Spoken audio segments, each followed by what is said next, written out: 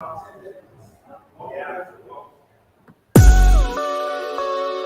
the one. I'm the one.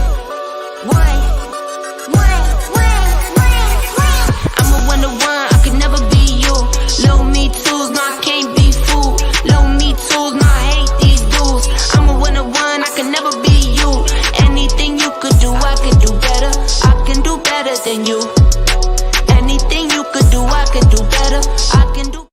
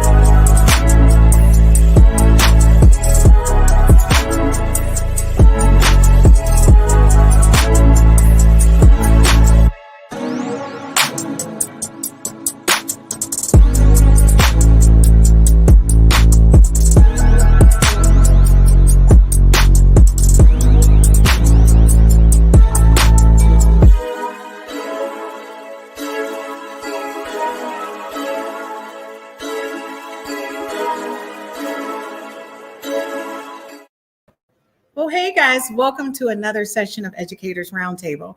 I know you're probably thinking, where is she today? Well, I'm actually down at the Paquette Fort Museum, and there's an amazing fashion show going on right now. So I'm actually working, and sometimes it happens when you have an IT consulting firm, you're working while you're doing other things. But we're going to get this show started. We have an amazing guest, and of course, you know who my co-host is. It is Shannon Smith. Hey, Shannon. Hey, Burkett, how you doing? Hey, I'm doing outstanding. I just want to say that I'm really excited about today's episode. Willie Burton is just a phenomenal person. I know a lot of people know him from the NBA, but he is so much bigger than that. And he's done so much in his life. And what he's doing now for education is just rock star, is a game changer. And I think it's really going to be the thing that's really going to help a lot of athletes and a lot of students deal with social, emotional, and mental health issues. So I don't want to delay this any further because I need this to be a fun, packed event tonight. And I say event because it's not going to be like any other episode we've ever had. So let me introduce to you guys. I'm sure everybody knows who he is, Willie Burton. I want to say thank you so much for coming on the Educators Roundtable. Thank you for having me. And it just so happens you're right near where I grew up as a kid by the Fort Piquette plant. No way. That is amazing. Okay, so that actually gives me a couple extra points than on the Bucks. So I want to say, a lot of people, and I would say I've had the fortune to be able to meet you and actually know you as a person way beyond you being an NBA player. And I think that's great because when we met, it was around education and it was the beginning of your program. Before it gotten to the point where it is now. Now it's online and it's like rockstar amazing and anybody can access it. But when I met you, you were actually in the beginning of formulating this curriculum and pulling it together, and you were speaking and working with athletes, still managing a lot of sports programs. So tell us, I know a lot of people want to know because a lot of people plugged in, but this is what they want to know. The question for today starting out is, who is Willie Burton beyond being a former NBA player? Well, that's a long story, but it all starts and begins right here in Detroit, just like before. Dr. Trent, uh, who passed of COVID, came to me with a question. He said, "How would you like to leave kids with something when you leave?" He said, "Right now you're leaving them with an autographed T-shirt, a picture, Mhm. and a story. But when they walk away, that's all they have. How would you like to learn to give them something that they can use to better their lives?" And Wow. so Willie Burton started to become an educator because I knew that was needed. And in addition to that, I thank the NBA for all their opportunities. The NBA, I went to the NBA coaches camp Mhm. twice. I went the first time with Tim Hardaway, Reggie Williams, Sidney Green. All those guys are coaching in the NBA. I said, this is not where my passion is, coaching. I didn't know what it was, but I knew that wasn't it. So they brought me back a second time with some of the individuals you see today, Robert Pack, so on and so forth. They're all coaching now in the NBA. But then I went to the top 100 camp that the Players Association has. And I started working with the youth, and it hit me, eureka. I need to take my experience and pass it on to the younger generation so that they can understand some of the pitfalls that await them. Wow. I like that. So in that moment, that was a game changer for you. You knew that your area of focus you wanted to be in was beyond just coaching, but you really wanted to work with kids in general, with students. Yes, without a doubt, work with kids, with students, because some of the things that I went through as I started to reflect back, it all started when I was young. And to be honest with you, most of it started right up the block from where you are right now. A Wow. lot of things that I witnessed that changed my psyche and how I engage with people. And I think a lot of people don't know this, but in the promo for this, I did put a link into your YouTube life story, because I think it's important for people to understand where you came from and how you did 360 and how you ended up right back where you started, but in a different way. Not only in just this urban community, you want to go into every urban community and help every student and every non-athlete student deal with social, emotional, and mental health. But before we even get to that in your program, I don't think people understand your transition and what you're doing. I know that you're a professor, right? But a lot of people don't know your transition and everything you've done up to this point. So kind of give us, I don't know, a timeline of how you made this transition from being, what were you, what draft pick were you? What did you say, Shannon? What was he? What's the stats? I did a little bit of Googling. Number 9, right? I mean, first round, number 9. Yeah. Yeah. So that's like huge to go from that. And you played you had an amazing career in the NBA, but then you did a full 360 and said, I'm going back. I want to go back and help. I want to turn things around in my community, because there's more Willie Burtons out there. But Ted, I want to shout, And I he love had an it. amazing career before the NBA. Go ahead, Shannon. Just to let you know, Shannon did some background on you, and he was just like, "Do you know who this I is?" didn't know. Now you put me on. I was like, Go ahead, Willie. Tell the story. So go ahead, just kind of give us a timeline of the transition from where you were from the NBA up to this point. Well, again, that conversation with Dr. Trent. And then, once I decided that I wanted to give back in a different way, I received all the support in the world from both the NBA as well as the NBA Players Association in different programs, different trainings, different initiatives. I was always welcome to do NBA Cares events. At the All-Star game, I typically have the ability to work with different kids, sometimes, special projects. They embraced my journey. We all didn't know what it was going to end. We didn't know it was going to end where it is now. Wow. But I can say to their success, both their programs helped me as a person first, and then their programs helped me second as a professional. So I want to make sure that that's understood, that the NBA doesn't just put us out there on the basketball floor. They also have a lot of programs that we have access to continue to better ourselves while we're playing and after we've played. And with that, I started to build. I went into the health department.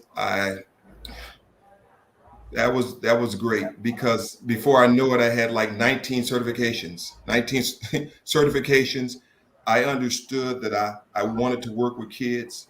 So Dr. Trent said the first thing you need to learn is policy and organization. You need to understand direction, and how things operate and work. And Shatrice Gillen also was there with me. She did a marvelous job of allowing me the freedom to use my thought process and some of the things that I thought would work to try them out. And we did something wonderful. We ran a program with random student drug testing. And Wow. they didn't want to pass it at first. They didn't. But I'm always the one who likes to take on something that's very difficult. I've always been that type of person. And we got it passed. We got it passed citywide, here in the city of Detroit, for random student drug testing. And can you explain to people why that's important? The importance of you actually being able to get that program approved? Well, because of my past and some of the things that I've been through, number one. Number two, my ability to explain and express to them from different perspectives that they may or may not see. For me, when I first took my first drink and did my first drug, it was just to be a part of something. It's not like something I random wanted to do. It was so I could feel accepted. And, not understanding that, the way my brain works. And again, everyone's not like me. I'm the very few where I'll start drinking and I won't stop, not everyone's geared that way. And I didn't know that at the time. So my background and me overcoming those things gave me a platform with experience that I could speak from a perspective from someone who's right from here, not someone from somewhere else. But then I can kind of paint a picture for them and kind of get them to understand and look at things differently.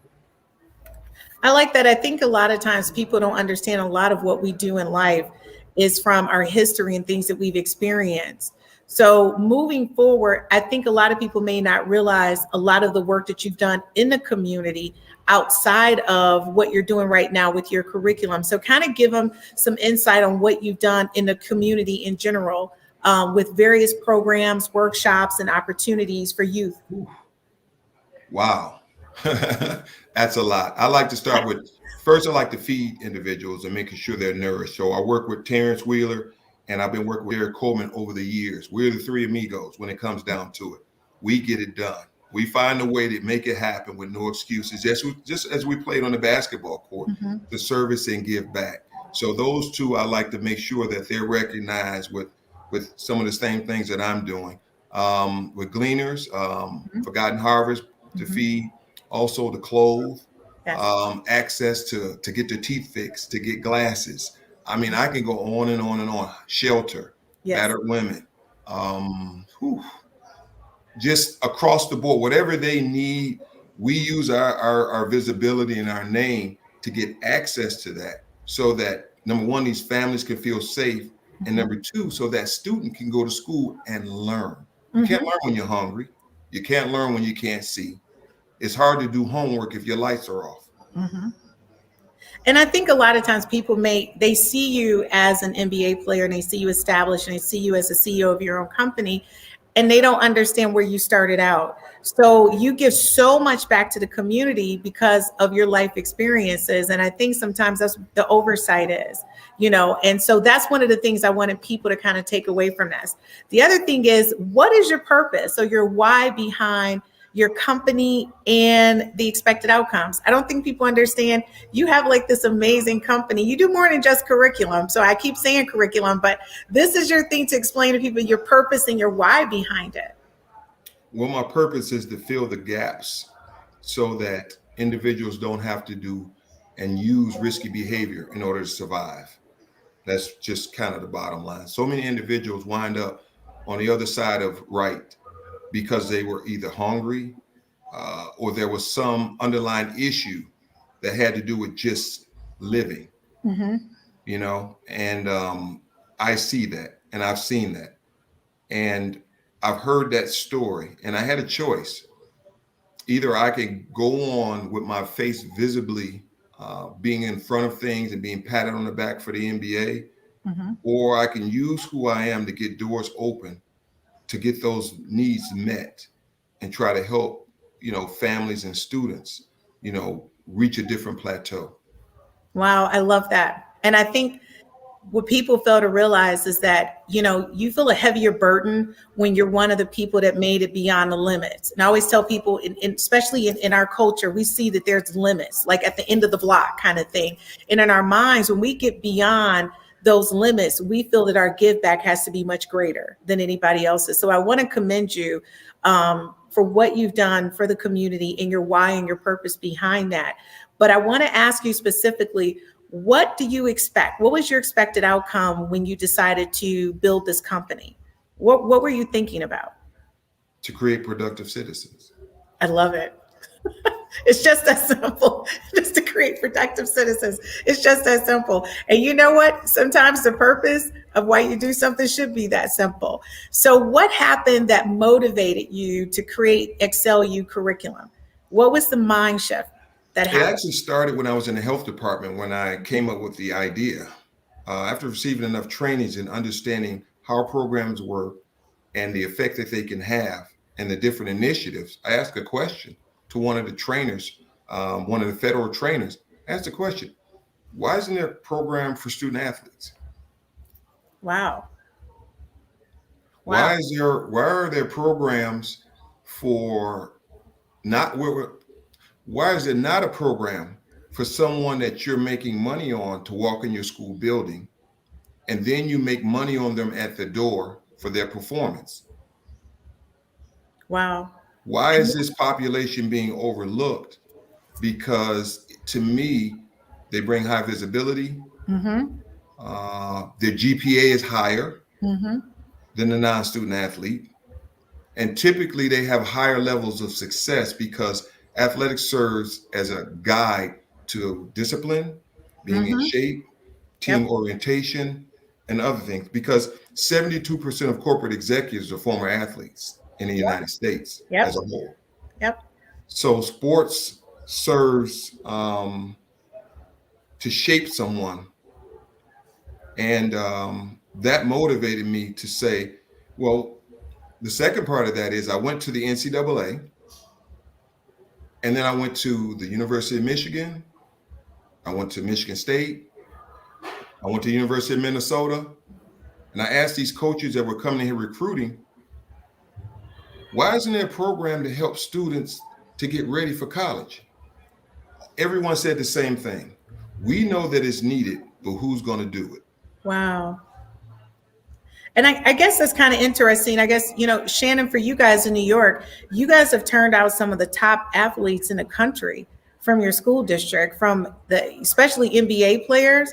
You guys have been turning them out. So, I mean, it's something like this. Do you guys currently have something like this in the New York school district where you guys are supporting those athletes? That's a great question. The short answer is no. A much longer answer to a question you did not ask is now I think as we take a closer look at the socio-emotional learning of all students, Mm-hmm. there's sizable time and dollars that have been kind of dedicated to that. Right now, the city has just recently entered into an $18 million contract with Aperture Learning, and we're using the DESA screener for students to really begin to proactively meet their needs social emotionally. So the short answer as it relates to student athletes is no. Mm-hmm. So Willie, we can probably talk offline about connecting you with some folks. A much more expansive answer is, I think generally speaking in education, there is an understanding that these needs exist across the board and a desire to fill them. I think that's great. I think, to be honest with you, what I found is in my research that a large percentage, and that's over 85% of the school districts, don't have any type of supporting curriculum or resources for athletes other than therapy, physical therapy, training, things like that. That's what they call supporting resources. Agreed, wholeheartedly agreed. And what I found is that when most of these athletes get to college, they come from backgrounds that they don't really have a lot of privileges. So when you start throwing sneakers at them or this or that, we're going to help you pay for an apartment. There's no wonder that they get caught up in some things because they're coming from nothing. And for someone to recognize them enough that they're going to give them something, they're not thinking it's, what do you call that, Willie, when they're taking something from a vendor? Yeah, a violation. Thank you. So they don't see it as a violation. They just see, my parents are hungry.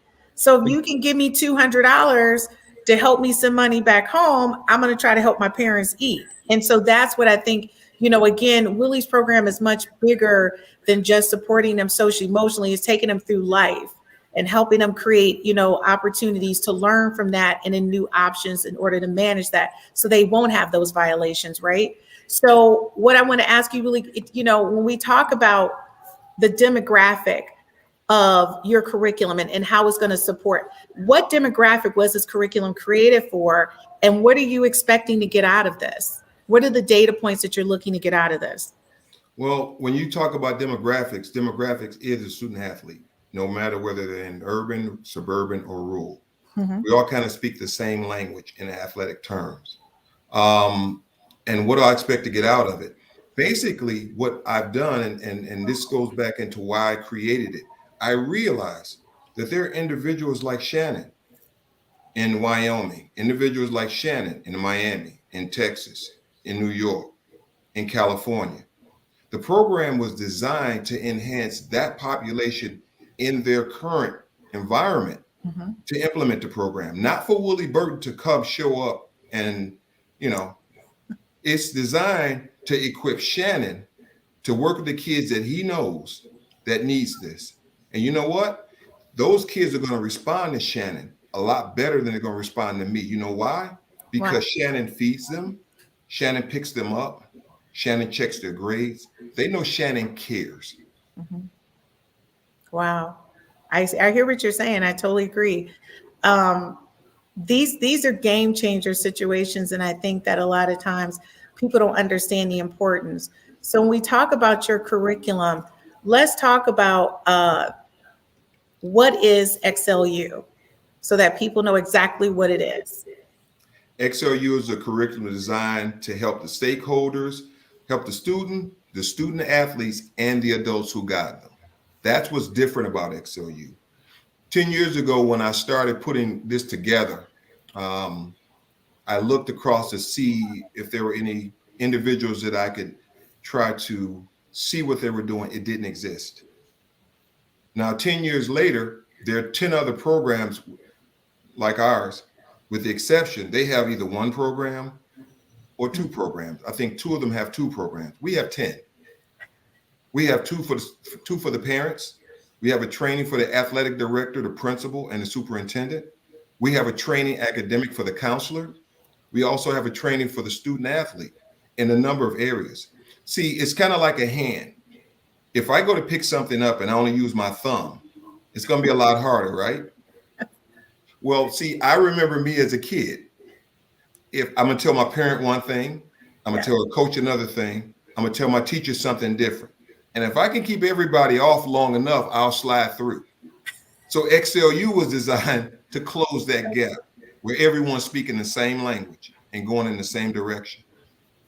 I love it. And can you share with us specifically, the tools, some, at least bullets on the tools that you guys have to help students with social, emotional, and mental health issues as they develop in other areas? Well, the social emotion starts off with kids getting used to their feelings. As we know, in many communities and many households, regardless of the demographics, feelings and emotions are not always shown. Mm-hmm. So sometimes we grow up with not understanding what a feeling and an emotion is. So we never learned it. So we start off by asking them, I'll give you an example on one of them. How do you feel today? I feel outstanding. Shannon, how do you feel today? I feel good. I feel good. Well, that's good. You feel good. What is good? How do you define good? And yeah, no, that's a great question. It's a great question.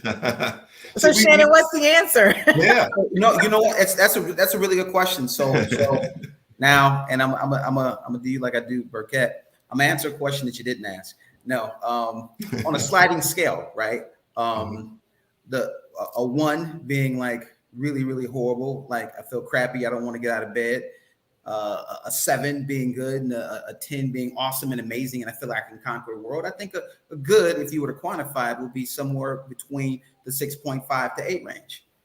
6. On a scale of 1 to 10. Okay. So what goes into making you feel good? That's a great question. I think I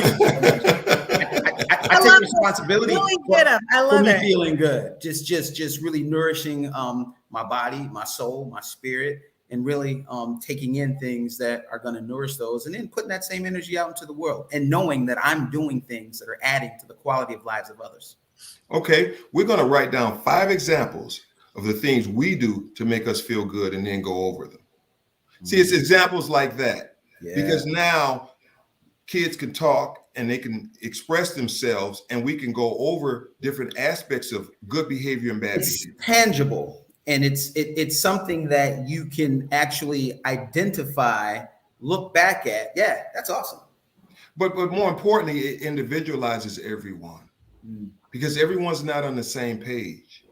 And see, when you talk about those emotions, then we go into the other program we have for them, which is the XLU curriculum itself. That curriculum, we have a middle and a high school social emotional, but then we tie that into the goal setting, because we have to know what makes them feel good. Hanging out with my boys, shooting dice on the corner, and then we have to ask them a question. See, one of the things we don't do, we don't tell them anything. We let them tell us who they are, and then we ask them questions. Do you think this is going to help you get to this goal over here that you're doing? And they'll be able to answer yes or no.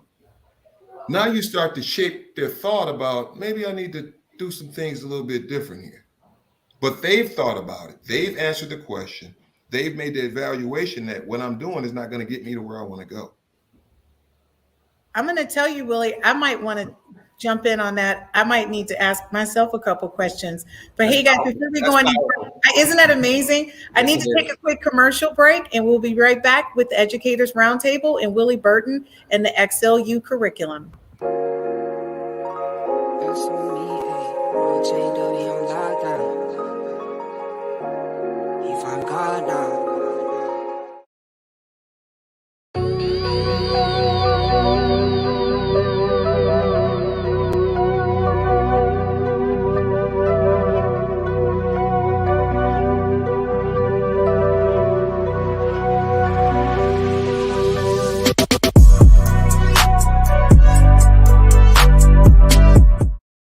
Hey, if you're just joining us on our episode tonight, we're having Willie Burton talk through his XLU program. And it's really important that we understand the needs of not only athletes, but students in general when it comes to social, emotional, and mental health.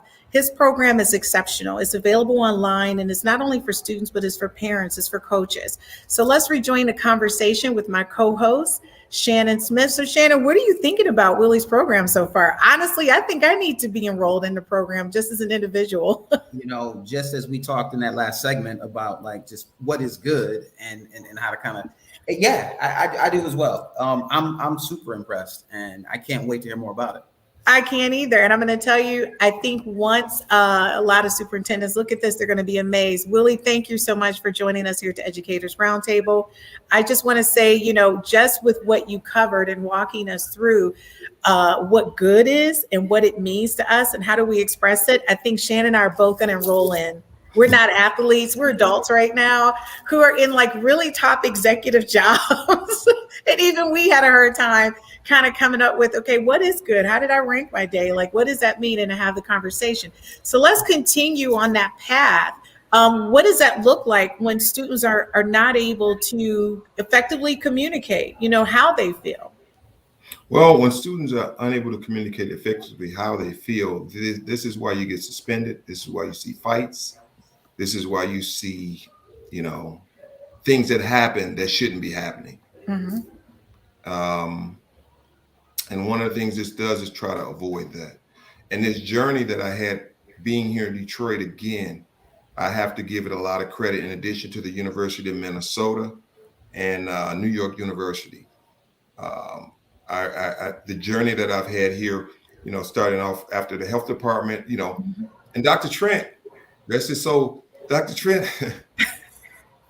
Dr. Trent pushed me out. Dr. Trent said, you got to get out of here because you could do more out of here. I didn't want to go. I didn't. I was happy I had found my lane, but he saw more. He saw where I am now, and I didn't. But you know what? And we're grateful for it, because I'm going to tell you, you're filling a huge gap, and you saw something before anyone else saw it as far as the need, because you were an athlete and you understood the needs. So I think it takes someone like you with your background in order to create a program that's going to make a difference. So I'm going to tell you, the one major thing I want people to understand before this podcast is how can the curriculum be accessed? Well, the curriculum be accessed both in book format. Also, we have a platform. Thanks to the NBA Players Association for helping me, because I had spent so much money over 10 years getting this together. We have a platform that operates like a classroom. You can pull in social media. You can use the curriculums. It has pre and post tests already on it. You can do exams. You can tell how long it has taken a kid to read. Number one, that'll help you with finding out if someone may not be reading at the grade level if they should, and interpretation of information. Also, it's a way to kind of keep track of your athletes and your students. So this, in our evaluation from the University of Minnesota, we tested 50% students, 50% athletes. Mm-hmm. Okay. Half of each were male and female. Wow. So the program actually reaches all population students in dance, theater, and specifically band. Did you guys know that band has more scholarships than any other sport in college? Wow. Now, didn't know that at all. Look at the size of the band on the field. No, that's so true. I mean, it's a million of them.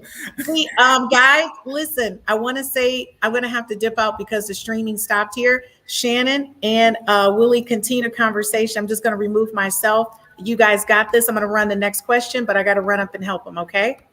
Okay. Absolutely. All right. So, Willie, I guess it's just us for the next few moments. Question, how can schools or education programs or organizations implement XLU curriculum? Well, we tested, and again, I'm that athlete that likes to take challenges. No one takes their program when you finally get to the point, because you have to do a focus group. And I like to thank Ralph Bland and Daryl Buchanan for helping be a part of that focus group. And we had other individuals around the United States where you sit down and you come up with the problems and you discuss how to fix it. And then you do sorting and rating. And that was done through Cornell University. After that, you get a list of areas that are higher rated as far as that are more important. From there, you go to a beta test. You take it and you test it in a school and see exactly where it winds up. After you get those two evaluations, then you may be able to approach a university and say, hey, we'd like to have you independently measure this program. Well, first of all, no components like this existed. Thank God I went to the University of Minnesota, because Minnesota is the Minnesota model in education. This is what they do. So they had to custom make everything as it pertains to this for athletics originally and students, just to see if the student population also would reap the benefits from this. So when that happened, we tested 3 different models simultaneously. We tested one model where we trained a teacher in a classroom at Clintondale. We sent one of our professional program developers into a school and actually took the place of a class for half a semester. So we had 2 in-classroom models, one being ran by a teacher, one being ran by a professional. And then we had at Martin Luther King High School, that was at East English Village, the second one. The third one was at Martin Luther King High School. We had in the back, they have an auditorium. We took half the kids' lunch. Wow. They were kicking and screaming at first. Yeah. We don't want to do this. We don't want to do that. We don't want to do this. And we switch them in and out every 30 minutes. Okay. in an auditorium setting. Okay. And that's how we got our measurements. And at first the kids didn't like it. And towards the end, I started noticing they were paying attention and listening and really focused in writing. And at the end, when they finished, I would ask the students a question. Do you like this program? They said, yeah, we like the program. Martin Luther King, I said, well, why do you like the program? They said, because it makes us think about things we don't think about. Wow. So how can a school and education program or organization implement the program? Many ways. After school, in class. During lunch. Yeah, the program can actually be ran as a classroom, such as a social studies class. So it can be a part of your curriculum because it's university measured. So an organization can run it during a recreation center. We've done it with the Boys and Girls Club. Okay. Actually, for 2 consecutive summers, they were going to bring it back a third summer. We were piloting it, but that's when COVID hit. So we've had it successfully run in organizations, nonprofits, schools. We ran it in Flint at a basketball camp. We actually have 2 schools up in Flint. We train their coaches on it. Okay. So you're able to use this in an academic sense or a non-academic sense, either or. Now, let me ask you a question. As a former superintendent that I would ask someone offering like goods and services, is there a sliding scale price wise, like for all of those options? So if I have a specific budget and I'm looking at, one implementation versus another, how does that work? And I don't know that you need to get into specifics, but do you work within those budgets in order to make this program Yes, fit? we do. Awesome. This program is designed to enhance a population that's underserved. Okay. The student athlete is an underserved population in terms of their social, emotional, and personal needs. Okay.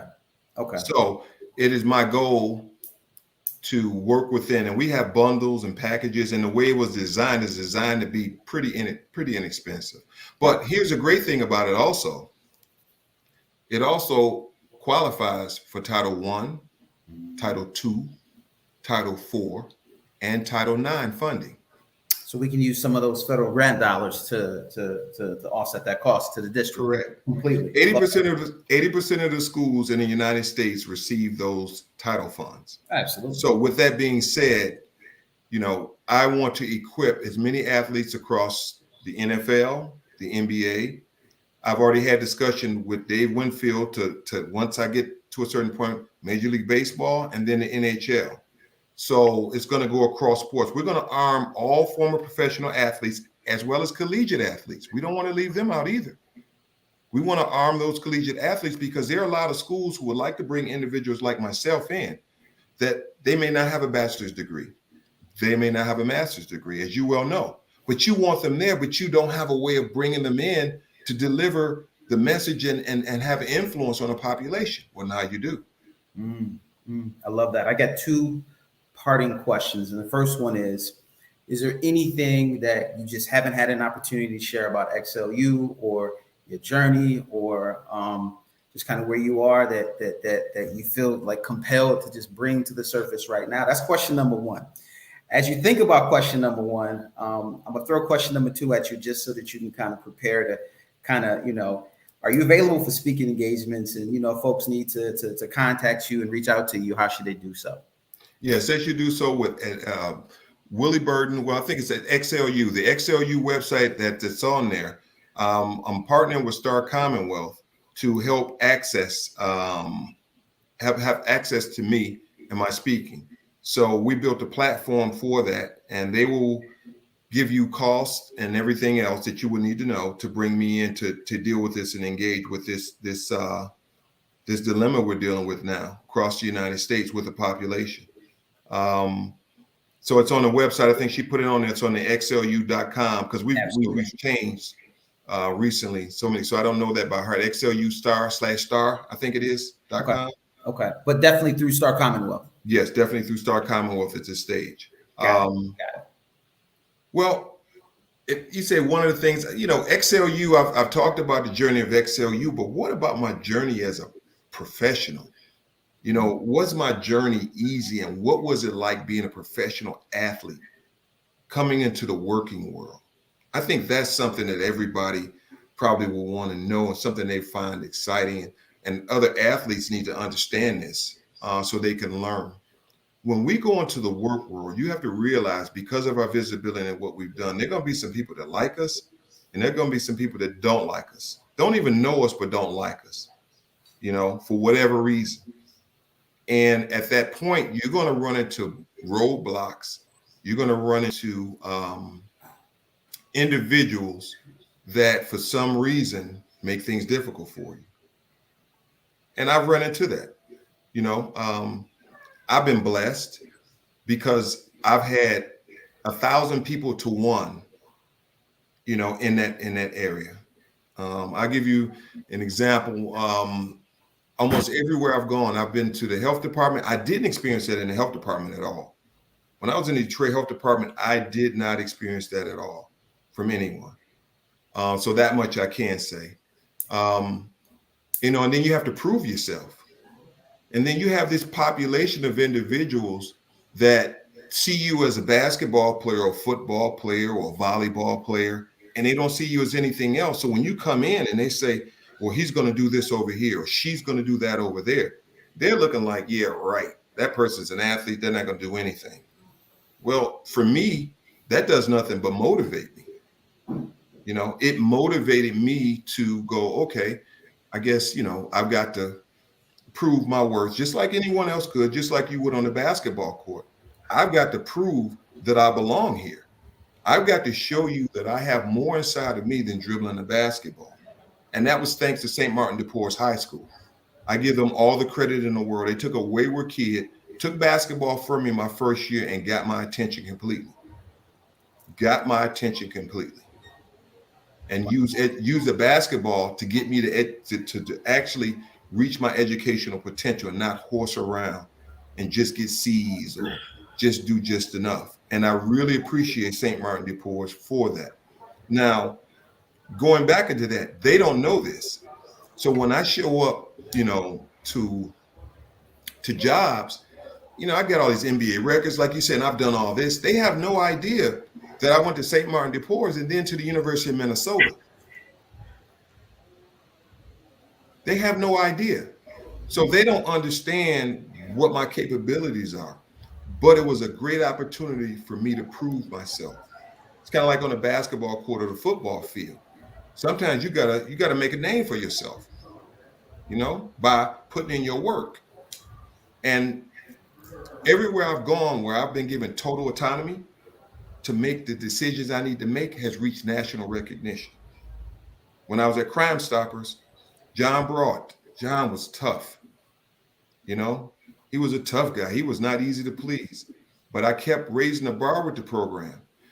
I took a program that had $150,000 budget, and I forced a program that had $3 million to hold a press conference in their area saying that both programs are good. So that put me up, and it was like, but again, you have somebody that's there that's going to make it hard for you for whatever reason. I went into the Detroit public schools. Man, come on, this Detroit, you got to prove yourself, man. I heard the language. They brought him here because he was a basketball player. You talking about type A personality athletes and coaches. Okay, so I got to roll my sleeve up. I remember when I first came in, Detroit is Detroit. It is. I remember when I first came in, a lot of people don't know this, but I'll say this, and this is honest. I remember Alvin Ward saying to me, well, you ready to wear your bulletproof vest? Because we had to make change. We had to go make change. When he said, you got to wear your bulletproof vest, I said to myself, this is right up my alley. This is right up my alley. Let's do this. So I got to get out of here. I've got to earn the respect of these coaches. I got to build a relationship with them. I got to grow into a true leader, not with ego. I can't sit around and talk to them about I'm Willie Burton, I did this, I did that. I got to know, I got to go fix this. I got to show them that I want to work with them. When I first came to Detroit Public Schools at the time, there was a lot going on. There's a lot I can't talk about. But they couldn't shake hands after games. They were fighting at half court, boys and girls. When I left there, incidents was zero. Outstanding. Wow. Zero. Wow. And I'm going to say, Shannon, that was huge because I was the CIO over there when Willie came on into the district, and I left that year. I'm going to say it was tough. There were fights constantly. It was even hard to hold any type of sporting events without a major event occurring. We had not only Detroit Public School Police, but we actually had Detroit City Police on site, and in some areas, state like Wayne County. So it was major, and I will tell you, he did a phenomenal job. Well, you heard him say zero. He said Yeah. said zero. Phenomenal job. So I'm going to say, hands down, he has done a phenomenal job That's overall. like, I mean, you know what? Hearing about that, just the transition from basketball player to the professional world, I think is so important for people to hear. Yeah. And thank you for sharing that, and for really speaking to some of the hate that you get, but also no, because I think it's real, right? It is. But it was real. Yeah, it was real. Yeah, just hearing that is just thank you for that. Yeah, I try to pride myself, and thank you. I try to pride myself on quieting a naysayer by them giving their opinion, and then people looking at what I do. So there have been people that go around and have said things about me, but at the end of the day, my job as a leader was to work with 19 athletic directors. My job was to work with 484 coaches, bring them all together and get everyone on one accord to reduce incidents, get compliance up, and get them to at least respect the Office of Athletics and put in their work. Yeah. And when I left there, I got quotes like, "We thought they hired you because of who you were, but we realized they hired you because of who you are." I love that. Wow. I think that says a lot about you. And to be honest with you, and I'll say this again, when I met you, I always thought you were that person. I never saw you, I think, as an NBA player the way other people saw you. To be totally honest with you, I didn't know that you were an NBA player until months after we had met. And I think someone had mentioned that to me, and I go, that guy, so to me, you were just Willie Burton. I mean, my conversations with you were not relevant to anything, formative to your fame or who you were. So I just want to say I've had a lot of respect from you from the beginning when I initially heard about your program and where you've been able to take your program, where you've been able to sow seeds into a lot of people in the community, into a lot of lives. I don't think we honestly, Shannon, we did not hit the tip of the iceberg. If you only knew how many students he's impacted their lives, I mean, in major ways. People don't know how much rent he's paid, groceries involved. I got a good idea. Oh my gosh, when I tell you this guy is a life changer. There are a lot of things. There are a lot of things. Do a part two. I mean, we just got to do a part two. I think we're going to have to do a part two. There's a lot of things in my position that people will never know. Yes. Incidents that happen. Yes. Conversation with coaches. Yes. I made it a point to go to every game in every sport and know each student by face personally. So when I walked through the school, they recognized and understood who I was and that I cared about them as people. That was I think it was 5,000. 5,000. It was 5,000. Well, please, not just that. You've gotten to know some of their families personally because of what you've done for their families. And I mean down to him standing up for them, like as a character reference. Do you understand how this man works? He's like amazing. Thank you. So, and I just want to say I have so much respect for you. I think when people look at you, they need to see that you are a man of great character. You care a lot about your community. You designed a curriculum that's not going to only impact student athletes, but people in general. I already told you, Shannon and I, we feel like we need to sign up You know, we're well into finishing up our PhDs. We need the adult version. We need Right. I just got to say we're well into that. And just to let people know, I don't know if people know this, but you're also pursuing your PhD. So I think Shannon, you're right. We're going to have to do a part 2 on social emotional for next month and bring you back. But not only that, I think there's so much more to you as a person. And I think our community needs to know. Our community needs to know what it is that you do and how you can help and support them even now with what you're doing. And I would love for a lot more people to sign up for your class. He's teaching this amazing class. And I said to him, the title of the class, can you tell me the title? Because I said, well, who is that for? Is that for just athletes? He was like, no. So to tell him the title of your class, because I was teasing him, I just thought it was just for athletes, but it's not. It's regular students in there. So go ahead. At Wayne State, yes. I was teaching sociology of sports. And I was just like, Shannon, here we go. I was like, what is this about?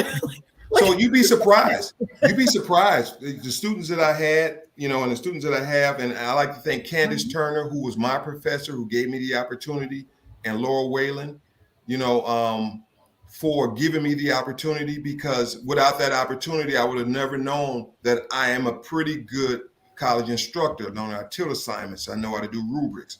I know how to engage. I know how to create curriculums. I know how to, do the things that are necessary, but also come from an athletic perspective to get these athletes that's coming into college to understand that it's a lot different than you think. This is a business. I love that. And I think a lot of times our students don't see themselves as the brand, as the business. A friend of mine, I said the other day, this young lady wanted to be a model. And I said to her, think of every step you take is $1,000. Because in a model's world, your walk is your money. And if you don't walk well, then you don't make any money. And when I said that, she took a whole different approach to her walk at that time. The confidence was there. And I think that if our athletes understood that they're the brand, they're the business, they're the brand of themselves, and they have to manage themselves accordingly, I think they would take a different approach. So Shannon, I'm with you. I think we're going to have a part 2. Willie, you're going to have to come back.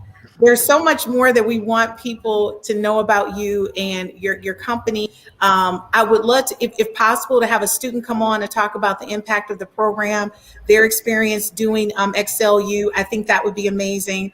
But again, guys, I can talk to him anytime. So it's not a big deal for me. I can talk to Will anytime, but I want you guys to have an opportunity to talk to him more, because with 3 minutes left in our podcast, is not enough time for us to get everything in. And I'm going to tell you right now, Shannon probably lit up like a light bulb when I had to go fix the streaming problem, because Shannon wants to do he's the guy that asks like those deep dive questions. So that's the reason why he's asking you to come back, Willie, because he really wants to dig in deep, right? But listen, I want to hear about Dr. Trent. I want to hear like I'm telling you, there's a whole story here. Willie. Well, I like to close it off by starting that journey from an athlete, but talking about where I've reached today. I'm appointed as a behavioral health for the Pro Football Hall of Fame. I'm appointed by the governor over physical fitness, health, and sports. There's a couple other appointments that wants to happen and needs to happen. And I'd actually like to thank everybody that gave me a hard time along this process, thinking I was just an athlete, because that pulled out my competitiveness. I'm not going to let you win. You're not. It's not going to happen. So if anything, all that did was help me put things to a point to where hopefully they're like, just don't say anything, because you're better off. Because you can't say I didn't do this and I didn't do that, because the governor don't. Pro football doesn't. I'm going to get my PhD. Hopefully, I'm going to apply for it at the University of Minnesota. And other athletes will go through this. You have to use your athletic competitiveness in that situation and not your ego or your emotion, because they win. Willie, I'm going to thank you so much. And you left us with so much. And Shannon, of course, I'm going to ask him back. If that means me committing to helping him write a couple papers while he's in his doctoral program. I'm going to help him, whatever it takes. I'm a good negotiator. But I think beyond that, I just really appreciate you making the time. I know you're extremely busy with your schedule. And I really appreciate your commitment to wanting to share what it is that you do with the world. So again, guys, if you want to reach Willie Burton, I'm going to tell you right now, you can Google him. 1,000 things are going to come up about him. But if you want to know more about XLU, you can Google XLU. Willie Burton is going to pop up, and you can begin to look at the various programs.